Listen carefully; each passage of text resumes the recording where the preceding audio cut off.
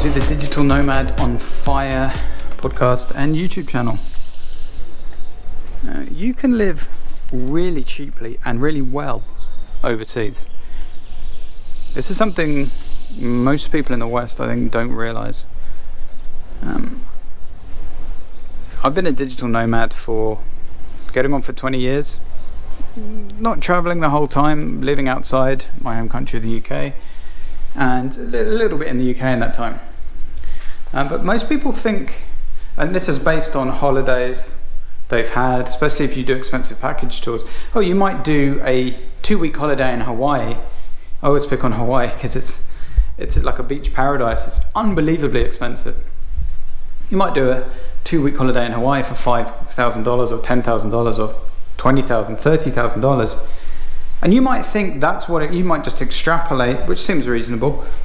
2 weeks at $10,000. Well, to do 20 weeks, it would be $100,000. I don't have that much money. No, well, you can live in Thailand for, if you really wanted to, $100 a month. $100 a month total accommodation and food. Now that would be in a non-major town in Thailand, and you would be living like a local really, and you'd be eating local food, but that's doable. I know people who've done that. You can live really well in Southeast Asia for $500 or $1,000 a month. You can be eating the great local food.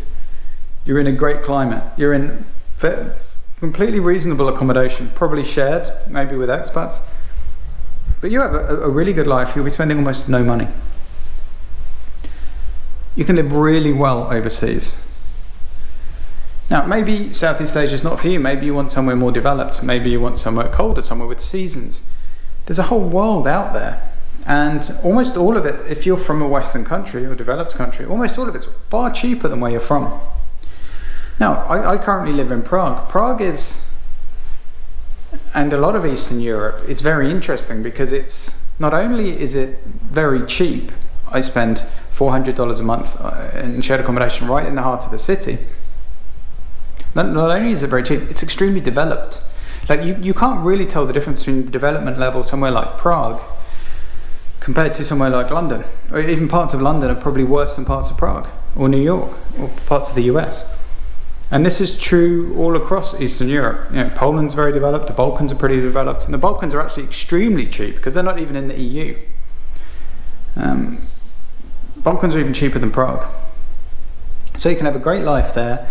Often the climate's great. Like I stayed in Sarajevo for a couple of months. Cheapest snowboarding, first or second cheapest place I've ever been snowboarding. They had the Winter Olympics just outside Sarajevo. $10 a day for a lift pass.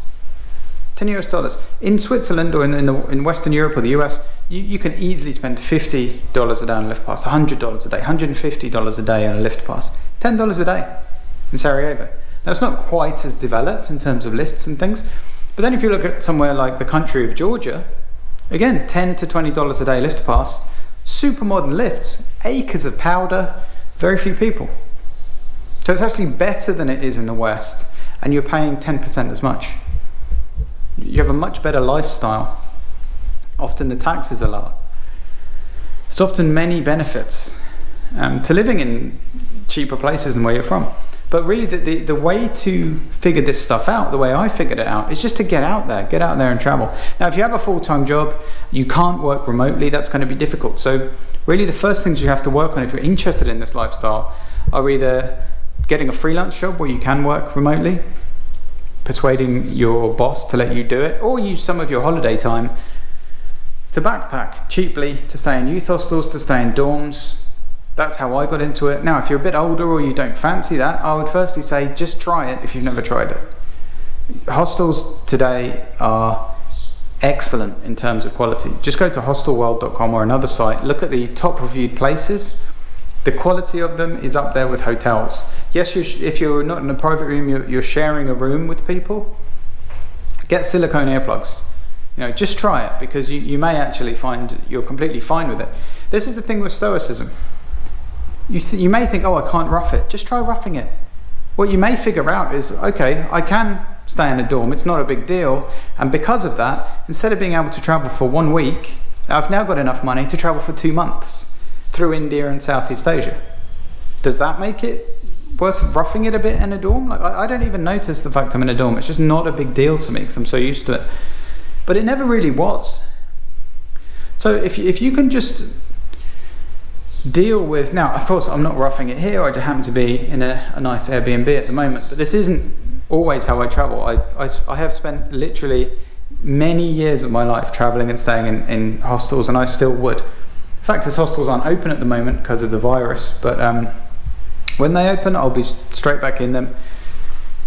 Once you figure out that you can, instead of living on $5,000 a month, $10,000 a month, once you figure out that you can live on $500 a month, you can both revolutionize what you're able to do in your life. Instead of waking up to do a job that you hate, you can suddenly wake up and do whatever you want every day for the rest of your life.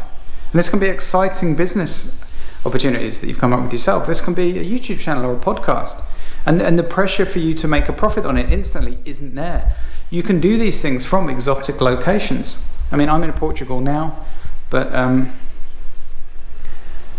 when Thailand opens up, when Southeast Asia opens up, when the rest of the world opens up, I'll be doing this from there. And it's not expensive. It's easy to do, and anyone can do it. So